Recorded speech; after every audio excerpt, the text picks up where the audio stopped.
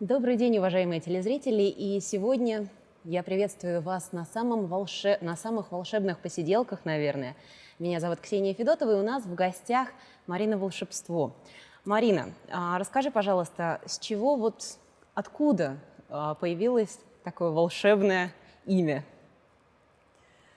Все очень интересно, потому что когда-то, когда мы пытались скрываться и наше удостоверение личности в интернете прятать, я попыталась найти просто имя, которое не говорит ни пол, ни интересы, ничего. И потому что я всегда очень любила волшебные сказки, волшебство не имеет рода, не имеет ничего конкретного и при этом очень волшебное.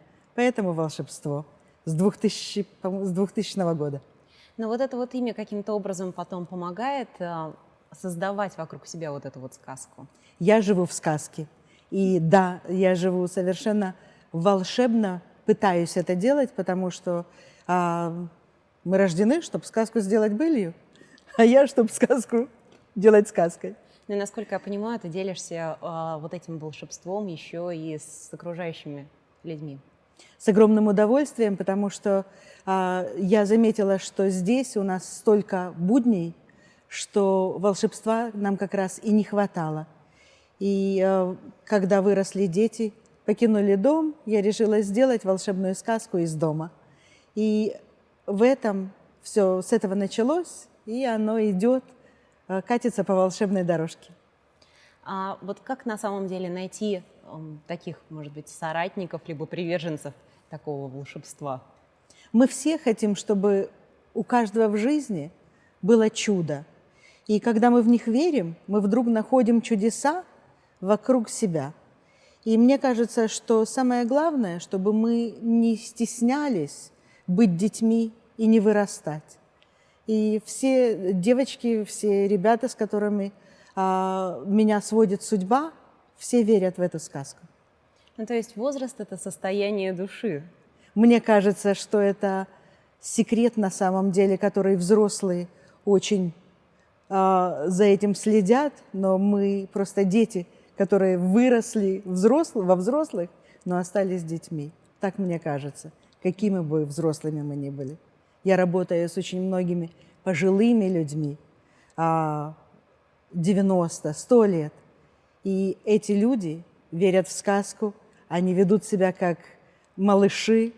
Девчонки, мальчишки пошли, когда мы идем на экскурсию, они обожают, когда с ними так разговариваешь, и они играют в эти игры в чудеса. Это удивительно и замечательно. Сегодня вот мы как раз видели на заставке девичники. Как вот зародилась идея устроить девичники, и почему они волшебные, и ну вот так вот, если поподробнее об этих мероприятиях. В какой-то момент, когда вырастают дети, когда приходят определенные обстоятельства, когда вдруг появляется немного времени, которое хочется посвятить чему-то приятному для души. Вдруг появляется это время, которое ведет тебя в различные места, как у меня вдруг по Facebook появилось достаточно много знакомых, и интересно было достаточно много именно девочек, женщин, наверное, но девочек, которые собирали вокруг себя мамочек таких же, как они, с детками, или семьи, или более взрослых родителей, скажем, этих девочек. И постоянно шли какие-то встречи.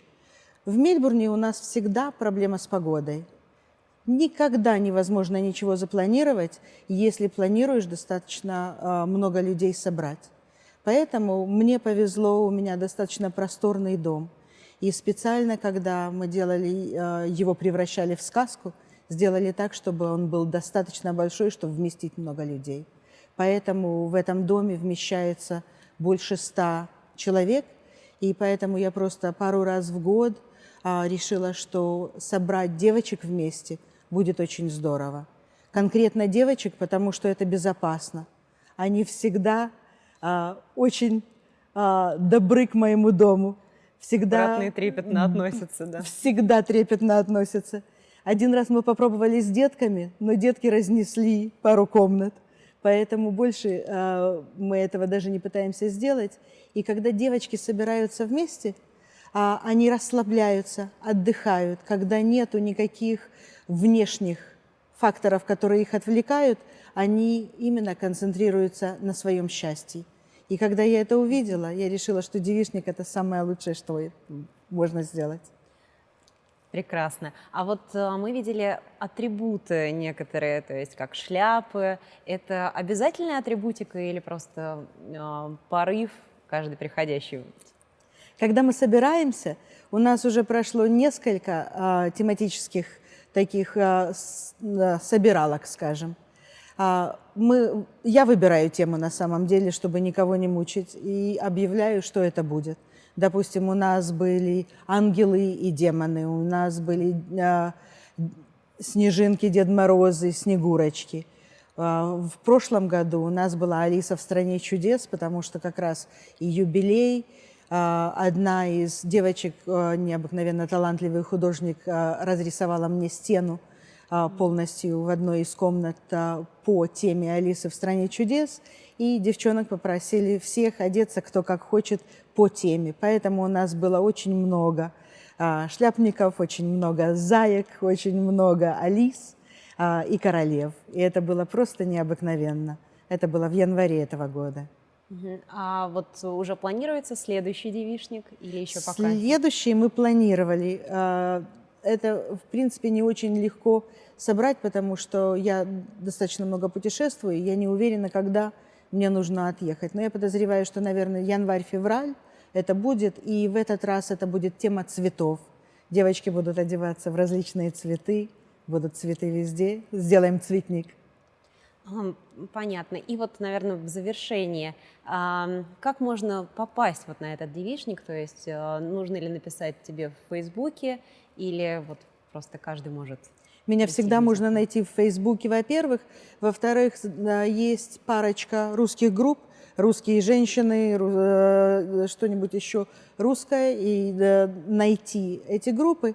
И, в принципе, я объявляю всегда в большой группе Оли Ангелидис, это Russian Women's of Melbourne Network.